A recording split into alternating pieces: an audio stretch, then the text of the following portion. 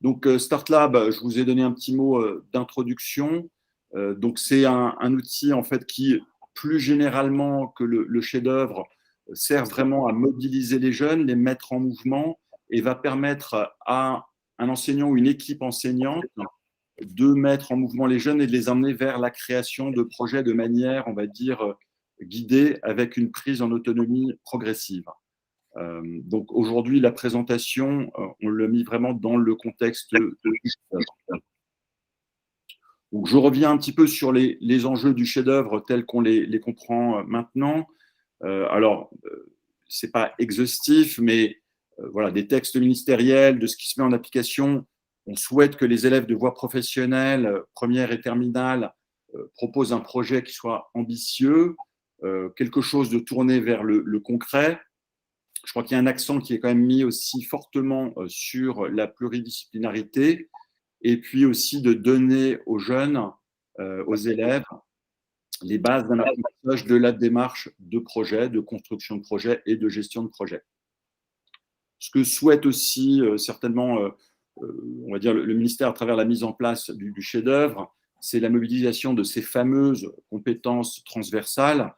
Alors, je vais les appeler de manière interchangeable compétences transversales, soft skills, compétences du 21e siècle. Je sais qu'il y a des nuances, mais voilà, on utilise les termes de manière un petit peu interchangeable. Donc, c'est vraiment aussi un exercice qui est fait pour construire ça, le chef-d'œuvre, puisque même si c'est un travail qui peut être individuel, le souhait est quand même que ce soit plus un travail collaboratif. Donc, le travail collaboratif, justement, le travail en équipe étant une de ces compétences transversales. Évidemment, les élèves sont invités à travailler sur des sujets qui sont en lien avec leur spécialité, avec une présentation orale finale assez différente finalement du grand oral en voie générale, puisque ce sera vraiment là centré sur leur projet. Donc ça, c'est le cadre général. Je sais qu'il y a d'autres spécificités, mais en tout cas, c'est pour juste redonner un petit peu les grandes lignes. Donc une fois qu'on a parlé des grandes lignes, tout ça est bien, mais se posent pas mal de questions. Donc de ce qu'on a entendu en fait des enseignants, des DDFPT, des proviseurs, c'est que ça part certainement d'une très bonne intention. En revanche, comment est-ce qu'on s'organise pour voilà, préparer les jeunes à se lancer dans cette aventure du chef-d'œuvre, qui est quand même un projet assez longue haleine? Comment motiver les élèves? Voilà, comment faire en sorte qu'ils deviennent réellement partie prenante sur un exercice qui peut en plus durer assez longtemps, qui peut aller jusqu'à presque 24-18 mois. Et ensuite, comment valoriser vraiment le chef-d'œuvre? Alors, au-delà des notes, puisqu'il y a un coefficient attaché au chef-d'œuvre, mais aussi le valoriser auprès des élèves pour en faire quelque chose où ils se disent, bah oui, c'est vraiment quelque chose d'intéressant. Et en dehors de cet exercice, entre guillemets, du cadre, en sortant du cadre scolaire, comment est-ce que c'est quelque chose qui peut finalement vraiment me mettre en avant et m'aider à me projeter dans la vie professionnelle. Donc, on va essayer de revenir en fait sur ces trois enjeux. Ce que je vais faire d'abord, c'est que je vais vous présenter le dispositif StartLab. Ça va vous permettre de comprendre ce que c'est. Et ensuite, on reviendra sur ces trois enjeux et voir en quoi StartLab répond en fait à ces trois enjeux. Alors, l'objectif aujourd'hui de la présentation n'est pas de vous faire une démonstration de l'outil StartLab dans son exhaustivité. Sachez qu'on organise des formations des enseignants ou des formations des formateurs sur l'outil qui sont spécifiques à la prise en main de l'outil. Aujourd'hui, c'est plus de vous donner un aperçu de l'outil StartLab et en quoi il peut répondre justement à ces trois enjeux de mise en place du chef-d'œuvre. Donc, comme je vous le disais, en fait, StartLab, c'est un dispositif pédagogique qui a été lancé maintenant, je veux dire, qui est largement utilisé depuis une année scolaire et sur lequel on a aujourd'hui un retour d'expérience avec des centaines de projets qui ont été créés par les élèves. Donc, on a des projets vraiment de tout type. J'en ai extrait quelques-uns ici qui sont intéressants. Donc, on a eu des jeunes de lycée professionnel qui nous ont créé un projet de site e-commerce, quelque chose de dédié au vrac et aux produits bio. Donc, ça, c'était leur projet qu'ils ont imaginé à travers StartLab. On en a d'autres qui nous ont fait un projet autour de l'alimentation, les food trucks, Alors, eux, c'était vraiment intéressant. Leur idée, c'était de faire découvrir différentes cultures à travers en fait, la richesse culinaire de ces cultures. Et en fait, ils ont créé un projet de food truck. Troisième projet, un projet de banc solaire où les jeunes se sont interrogés en partant du point de départ que leur portable était souvent déchargé et en croisant ça aussi avec les énergies renouvelables, imaginez un projet de banc solaire qui pourrait notamment permettre de recharger les téléphones portables et qui serait installé dans les établissements scolaires. Donc ça, c'est pour vous donner un petit peu le spectre de projets qui sont créés avec StartLab. Et ce qu'on voit, nous, vraiment, c'est que les jeunes, ils adorent créer des projets, ils adorent travailler en équipe, ils adorent se mettre en mouvement. Donc, ce que ça permet au sens large, StartLab, là, je sors un petit peu du contexte du chef-d'œuvre.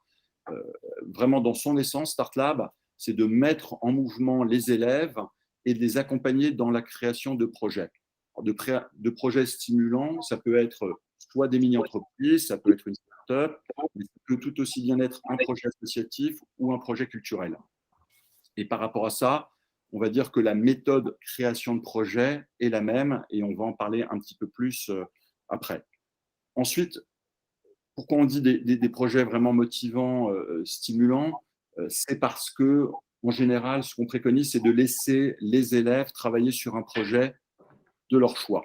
Et ça, c'est un levier intrinsèque de motivation qui est très fort. Alors, évidemment, vous pouvez leur donner un cadrage, et notamment, on a vu que le chef-d'œuvre devait s'inscrire dans le cadre de la spécialité, mais on a par exemple eu l'exemple d'un lycée professionnel dans l'hôtellerie-restauration qui a fait travailler en fait ses élèves sur le restaurant du futur dans le cadre de la crise sanitaire, de la crise Covid.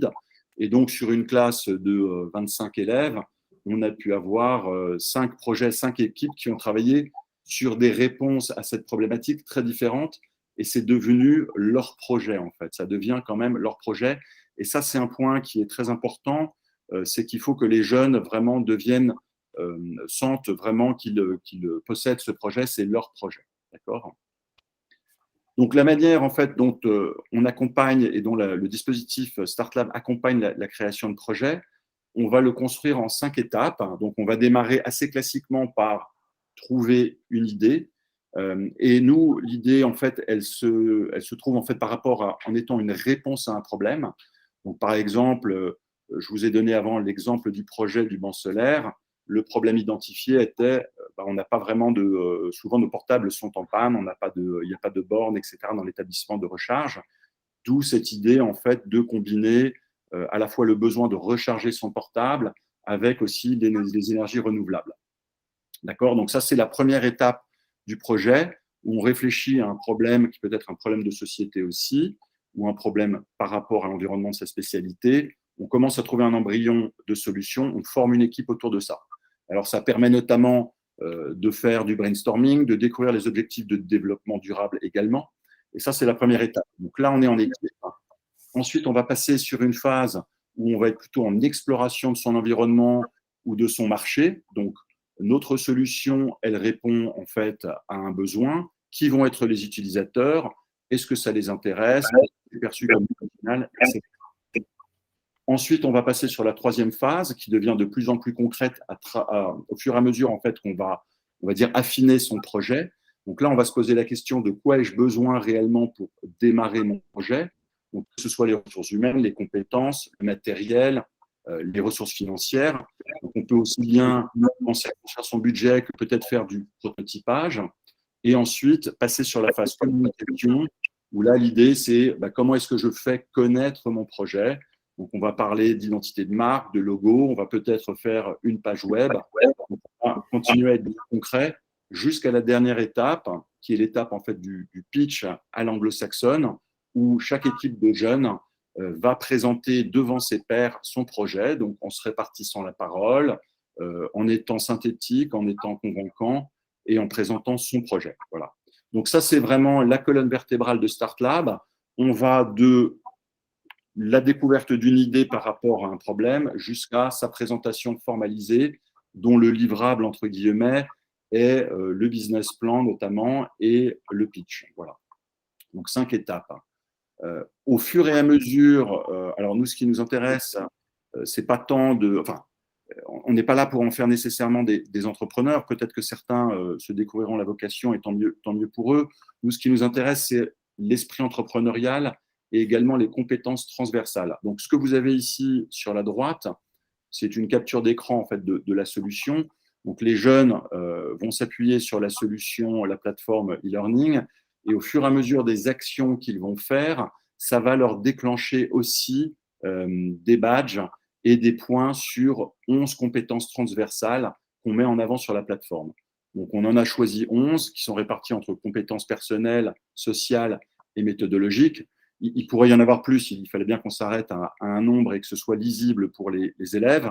Donc, ce sont les 11 compétences qu'on met en avant à travers le parcours, et au fur et à mesure en fait, que les élèves vont progresser, ils vont mieux comprendre quelles actions développent quel type de compétences. Donc, on est vraiment sur une mise en lumière et une mise en pratique des compétences transversales. Ensuite, pour aller dans le concret, donc, nous, ce qu'on propose aussi aux établissements, ce sont des déroulés d'activités. Donc, une activité Start Lab, ça peut se faire sur 20 heures, sur 30 heures, sur un temps. Le minimum, c'est vraiment 10 heures. Ça, c'est vraiment le minimum pour initier les élèves à la démarche de création de projet. Et ensuite, c'est 20 heures, c'est 30 heures, c'est 40 heures. Vous les étalez sur la temporalité que vous voulez. Ça peut être fait en début de première, par exemple, sur 2 semaines, 3 semaines, pour faire comprendre aux jeunes les enjeux de la création de projet avant qu'ils démarrent réellement leur chef-d'œuvre.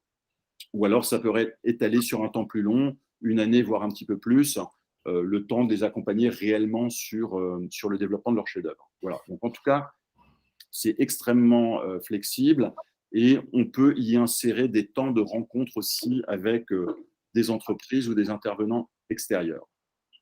Nous, ce qu'on met à disposition en fait en termes des outils, donc concrètement, quand vous prenez en fait des licences sur la ressource pédagogique StartLab, vous allez disposer du côté élève donc de la plateforme e-learning. Donc vous vous connectez via Internet sur la plateforme, connecté via le GAR ou via votre ONT. Et là, les jeunes en fait vont avoir toute une palette de ressources qui va mêler de la vidéo, du quiz, des ressources textuelles pédagogiques qui vont leur donner les bases vraiment de la méthodologie de projet, de la création de projet. Est intégré également, et ça ils aiment beaucoup, dans la plateforme une web-série en 5 épisodes qui reprennent les 5 étapes de la création de projet. J'y reviendrai un petit peu après. Et en fin de parcours, ça c'est très important, on travaille avec l'Université de la Sorbonne et notamment le Master Innovation et Entrepreneuriat de la Sorbonne. À la fin du parcours, sur la base de l'évaluation de l'équipe enseignante, vous avez la possibilité de donner une attestation, c'est un diplôme, mais c'est une attestation StartLab Sorbonne Entrepreneur, qui est vraiment quelque chose qu'on peut mettre sur son CV, mettre dans Parcoursup ou valoriser lors d'un entretien avec, dans son futur professionnel. Ça, c'est pour les élèves. Du côté des enseignants, vous avez également accès évidemment à la plateforme en ligne. Ça vous permet notamment d'avoir un suivi individuel des élèves, voir qui fait quoi au sein des équipes. Vous pouvez aussi les récompenser en leur attribuant des badges. Je ne rentre pas dans le détail, mais il y a un système de badgification qui permet de maintenir la motivation aussi des apprenants. Vous pouvez charger vos propres ressources pédagogiques. Voilà, donc ça vous permet en fait de déclencher la suite du parcours et de suivre les élèves. Ensuite, vous avez aussi la possibilité d'organiser une rencontre avec un ou une chef d'entreprise. On travaille avec 100 000 entrepreneurs, donc il faut juste s'y prendre un petit peu à l'avance. Et comme en fait sur StartLab, en fait, on a une alternance de séances qui se font en autonomie. Donc je suis un jeune en autonomie, j'utilise la plateforme pour apprendre les grandes notions de la création de projet. Et ensuite, je suis en classe en séance encadrée. Dans ces séances encadrées, vous pouvez faire appel à un ou une chef d'entreprise pour qu'il vienne partager son expérience. Donc, c'est bien ça qu'il faut saisir aussi dans StartLab, c'est que c'est vraiment un modèle hybride, d'enseignement hybride. Donc, vous avez l'équipe enseignante au centre et les 20 heures, 30 heures, 40 heures dont j'ai parlé avant, vous les étalez, en fait, c'est du temps qui est de la séance en autonomie ou de la séance encadrée. Quand je suis en autonomie, que je suis un élève, une fois encore, je vois les principaux concepts, mais je vais aussi être amené à réaliser, par exemple, un test de personnalité, une enquête utilisateur, faire pas mal de choses assez concrètes. Et quand je me retrouve en séance encadrée avec l'équipe enseignante, on va travailler concrètement sur le projet, mais on va aussi pouvoir revenir sur certaines notions qui ont été vues en autonomie. Donc, l'équipe enseignante est plus dans un rôle de coach, pour utiliser ce terme, qu'un rôle vraiment de tout sachant. Donc, votre rôle est plus de les accompagner dans la bonne progression de leur projet, dans sa mise en forme, de les aider à se préparer justement à la présentation orale, etc., etc. Voilà. Donc ça, c'est juste, je vous en mets un petit peu plus sur la web série. Juste un mot, c'est un format qui fonctionne très très bien sur ce public. Ils retiennent très bien les informations. Donc nous, ce qu'on a, c'est tout au long du parcours sur la plateforme est insérée cette web série où on retrouve Clara et Hicham. Clara et Hicham, c'est deux jeunes qui ont 22, 23 ans. Et leur idée, ça va être de créer des baskets à partir de matériaux recyclés. Et dans chaque épisode, ils vont être à la rencontre d'un entrepreneur, d'une entrepreneuse du Made in France qui va les aider à progresser. Donc, c'est très inspirant pour les jeunes. Il y a une certaine connivence qui se fait évidemment avec les deux personnages. Et ce qu'on observe, ce qu'on a vu depuis le temps qu'on a déployé Start Lab, c'est qu'il y a une très bonne, on retient très bien l'information avec ce format vidéo. Voilà. Alors, évidemment, il y a aussi des formats textuels, des quiz, etc. Mais ça, c'est pour les jeunes une manière très forte en fait de les engager aussi dans le parcours pédagogique. Voilà, donc ça c'était une présentation de StartLab pour vous donner un petit peu un cadrage sur en quoi, enfin, qu'est-ce que c'est StartLab, qu'est-ce que c'est le dispositif pédagogique StartLab. Maintenant, je reviens à ces on va dire ces trois points qui étaient organisés, motivés, valorisés. Donc, en quoi StartLab vous aide à organiser le chef-d'œuvre. Donc, vous l'avez vu, c'est un parcours en 5 étapes, donc c'est très balisé. Quelque part, on vous prend par la main, même si les élèves conservent énormément de pouvoir, de créativité au sein de leur projet. C'est complètement adaptable à vos contraintes de temps. Vous pouvez le faire en amorçage du chef-d'œuvre, donc peut-être au mois de septembre ou au mois d'octobre en classe de première, sur une durée, on l'a vu faire comme ça, sur une durée de quelques semaines pour fixer les idées aux jeunes, qui comprennent quels sont les attendus du chef-d'œuvre et de la méthodologie projet, ou l'utiliser sur un temps plus long. Ensuite, là, je ne vous ai pas montré, mais vous avez toutes les ressources qui sont clés en main. Donc, vous, quand vous êtes en séance encadrée, vous avez toute une multitude de ressources, que ce soit des fiches d'activité ou des fiches support pour aborder les notions théoriques, ou évidemment la possibilité vous-même de charger des ressources qui vous sont propres. En termes d'organisation, vous avez aussi un livrable qui est très clair. Donc, la fin du programme, c'est un business plan rédigé et un pitch de chaque équipe. Vous avez la possibilité de suivre les élèves et vous pouvez organiser aussi une rencontre avec 100 000 entrepreneurs, mais évidemment une rencontre avec tout autre intervenant que vous pourriez avoir dans votre écosystème. Donc ça, c'est sur la partie organisation. Ensuite, sur la partie motivation, nous, ce qu'on voit, c'est que ça fonctionne très, très bien, c'est positif. Les jeunes sont très motivés parce qu'ils vont travailler sur un projet de leur choix. Donc ça, j'insiste là-dessus. C'est vraiment, une fois encore, un levier de motivation intrinsèque qui est très, très fort. Même si vous leur donnez évidemment une thématique, et souvent, vous aurez besoin de leur donner une thématique parce qu'il faut que ça reste en lien avec la spécialité. Néanmoins, une fois encore, vous avez une classe de 25. Si c'est 5 équipes de 5, voilà, ça vous fera 5 projets, 5 fois leur projet à chaque fois sur cette thématique. Ils aiment beaucoup les ressources, notamment la web série, ils aiment beaucoup de pouvoir gagner des badges. C'est un apprentissage qui est très concret pour eux, donc ils sont très motivés. Il y a une cohésion d'équipe qui, en général, se crée, donc on leur donne même aussi, il y a des ressources qui leur indiquent les règles à suivre, ce que j'attends des autres dans une équipe, etc. Donc, on compte sur les autres, on avance ensemble avec une mise en autonomie qui est progressive. Et l'attestation, souvent pour eux, est aussi une grosse récompense. Donc, juste pour vous donner aussi un ordre d'idée, nous, on travaille aussi avec des structures comme les missions locales ou l'école de la deuxième chance. Donc, on connaît ces problématiques en fait, de motiver le public, etc. Et c'est des dispositifs qui fonctionnent très, très bien. Voilà, parce qu'une fois encore, ils sont dans le dur, ils sont dans l'action, travaillent sur leur projet et les ressources sont vraiment engageantes. Et enfin, valoriser. Donc, évidemment, il y a la présentation finale qui se fait sous la forme du pitch. Donc, c'est une vraie mise en situation professionnelle. Nous, on a vu pas mal de fois des élèves qui venaient, ils avaient mis la veste, ils avaient mis des fois une cravate. Donc, ils se mettent vraiment, ils se projettent dans une situation professionnelle. Et il est très, très rare qu'ils ne soient pas motivés par leur projet. Alors, vous aurez évidemment toujours des élèves, enfin, on le sait tous, mais dans la grande, grande majorité des cas, ils sont vraiment entraînés, on va dire, dans la dynamique et ils se mettent dans cette situation professionnelle, avec en plus l'attestation, la valorisation dans Parcoursup ou dans leur CV. Voilà. Donc, l'idée, c'était de vous montrer, à la fois de vous présenter l'outil StartLab, et puis de recoller avec la problématique du chef-d'œuvre pour voir comment ça peut vous aider à organiser, motiver et valoriser. Alors évidemment, dernier point, nous, quand on démarre avec des établissements, ce qu'on fait, c'est, alors sur le cadrage, sur le chef-d'œuvre, c'est à peu près bien balisé, mais de toute façon, nous, on forme les enseignants. Donc, ce que je n'ai pas fait là, je vous ai juste mis des captures d'écran et je vous ai montré dans l'ensemble à quoi ressemble StartLab.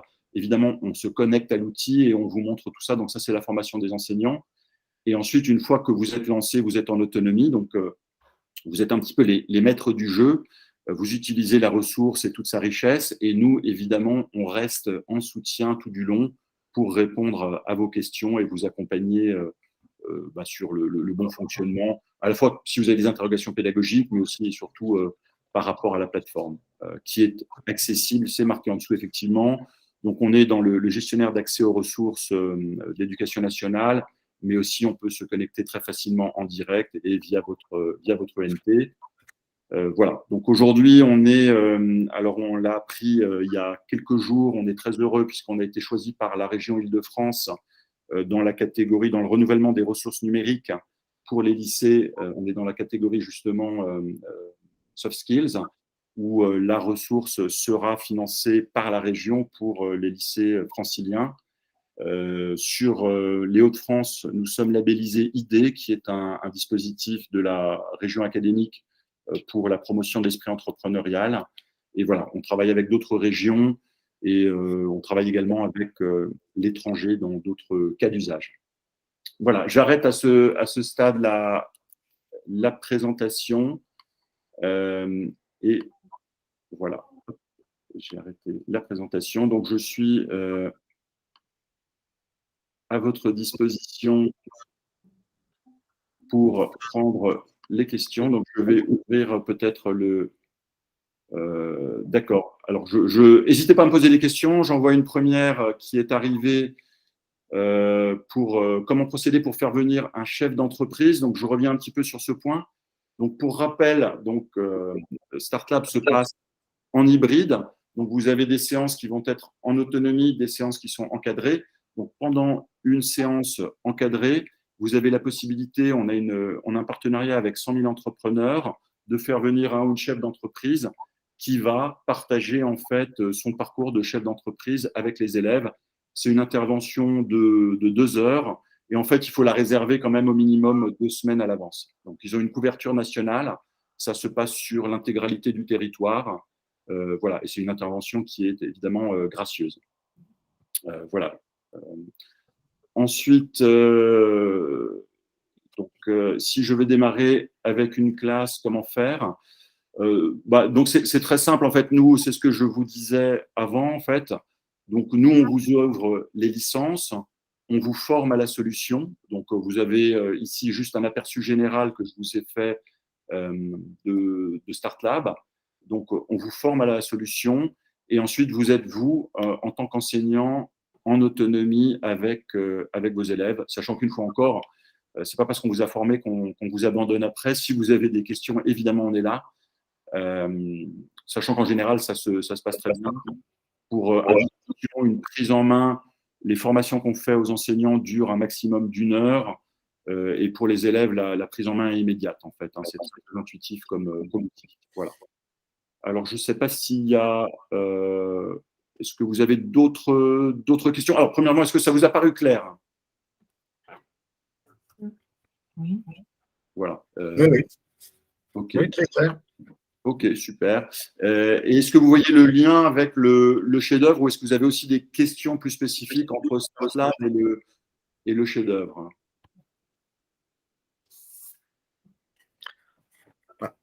Ça semble être un outil, je dirais, très pratique et surtout justement une sorte de fil d'Ariane ou de structure, quoi. Ça permet de savoir où on va et de pouvoir se raccrocher à une méthode.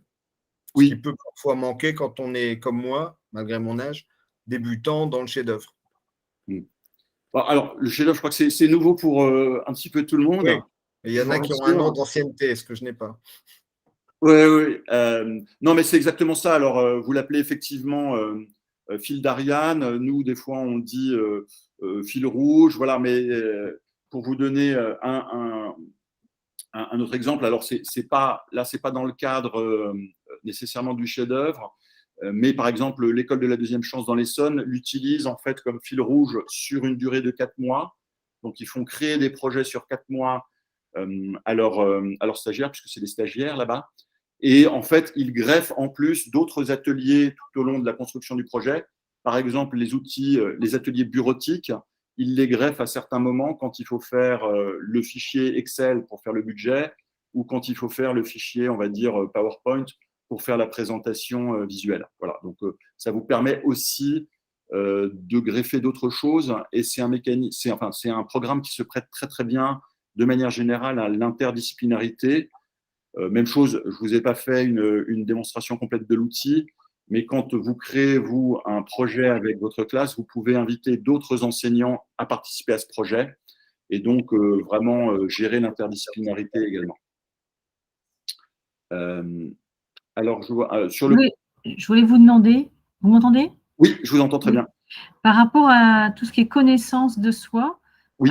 c'est des outils qui sont proposés par vous-même. Est-ce que nous, on peut en ajouter aussi? Enfin, comment on peut mixer Oui et oui, en fait, à votre question. Donc, premièrement, on a notamment dans la phase 1, donc dans la première étape où les jeunes, en fait, avant qu'ils se mettent en équipe, on leur propose de faire un test de personnalité. Alors, le test de personnalité, c'est le MBTI, si vous connaissez. Donc, c'est un test de personnalité assez classique qu'on a simplifié et qui permet aux jeunes, en fait, de se projeter sur les 16 dimensions du MBTI. Et ensuite, ce qu'on a comme ressources, c'est quand ils sont dans la phase de création des équipes, on a des ressources pédagogiques qui sont là plus à utiliser quand on est justement, on présente un petit peu aux élèves et qu'on revient sur certaines notions, qui reviennent sur pourquoi la diversité est importante au sein d'une équipe, par exemple. Donc ce genre de choses, on l'a. Ça vous décharge, en tout cas, vous, de produire ce genre de choses. Et vous avez en plus, évidemment, la possibilité, vous, de charger des ressources spécifiques. Donc, par exemple, si vous avez, même de là, de votre propre classe, vous chargez, vous, vos ressources, et ces ressources-là ne seront visibles que pour votre classe. Et peut-être que vous avez un test de personnalité que vous préférez utiliser ou toute autre ressource. On est en train d'en développer une aussi sur l'Ikigai, d'ailleurs, si vous intéresse. Voilà, parce qu'il y a un espace, en fait, une chose, là, on est vraiment sur une présentation un peu générale, mais il y a un espace qui est boîte à outils, ça s'appelle boîte à outils pour les élèves, et dedans, ils vont retrouver des ressources sur comment m'aider à gérer mes priorités, présenter en public, comment donner et recevoir du feedback de la part de mes collègues. On est en train d'en préparer une sur l'Ikigai, et ça, c'est des choses, en fait, qu'on travaille aussi avec le Master Innovation Entrepreneuriale de la Sorbonne et des enseignants pour les mettre au bon niveau, en fait, des élèves. Donc, vous avez tout ce genre de ressources, c'est très riche, en fait. Ensuite, je prends la question du prix du dispositif. Donc, en fait, le dispositif, nous, on est sur un modèle qui est un modèle de facturation par élève. Les licences pour les enseignants sont gratuites. Donc, on est sur un modèle qui commence à 15 € hors taxe pour un élève pour une année scolaire complète et qui très vite descend à 10 € dès que vous avez un petit peu un volume en fait de licence. Et je vous le dis tout de suite, on aura une offre de rentrée où ce sera directement 10 €, quel que soit le nombre de licences commandées en fait, je crois, jusque fin octobre. Donc ça, c'est le prix du dispositif, sachant que sur la région Île-de-France notamment, le dispositif sera financé en fait par la région en fait. On a passé un an en fait, on était dans une quinzaine d'établissements pendant un an avec la région Île-de-France. L'outil a été évalué par des enseignants et notamment en voie professionnelle. Suite à cette expérimentation, la région a choisi de le mettre dans son catalogue financier en fait. Voilà. On espère y arriver avec d'autres régions aussi, clairement. Ensuite, une question, l'outil est utilisable uniquement pour le chef-d'œuvre? Alors, non, pas du tout. En fait, la présentation là était cadrée effectivement sur le chef-d'œuvre. Généralement, de manière assez générale, c'est un outil en fait qui initie les élèves ou les jeunes à la démarche de création de projet et de gestion de projet en fait, tout en développant aussi, on l'a vu, ses compétences transversales. Donc, c'est un outil qui, par exemple, aujourd'hui est très bien utilisé aussi en STMG. J'en ai parlé aussi avant à l'école de la deuxième chance, mission locale. Voilà. Et on l'utilise aussi à l'étranger, notamment on a démarré en Tunisie et au Maroc également. Donc voilà, ça permet en fait, si vous avez, j'ai envie de dire, vraiment un appétit de mettre en mouvement les jeunes, de les motiver, à les laisser travailler sur des projets de leur choix, tout en les cadrant très bien au niveau méthodologique, en ayant un suivi clair et des outils engageants, l'outil répond à ça, en fait, plus généralement. D'accord. Voilà. Alors, s'il n'y a pas d'autres questions, je ne veux pas vous prendre trop de temps. Vous avez de toute façon nos contacts si vous avez des questions supplémentaires, évidemment. Alors, je prends encore une question. Quel matériel sont possibles d'utiliser? Alors, sur tout matériel, donc ça va aussi bien sur un téléphone mobile que sur un ordinateur portable ou tablette. Alors, pour les phases en autonomie, ça va très bien sur le téléphone mobile. Évidemment, quand vous allez être en séance encadrée et que vous voulez projeter du matériel pédagogique, etc., c'est quand même plus facile de le faire depuis un ordinateur ou un portable. Mais ça passe sur tous les formats et ça passe sur les formats Mac ou format PC, sans problème. Vous n'avez pas non plus besoin de machines de guerre. Franchement, ce n'est pas une ressource qui consomme énormément.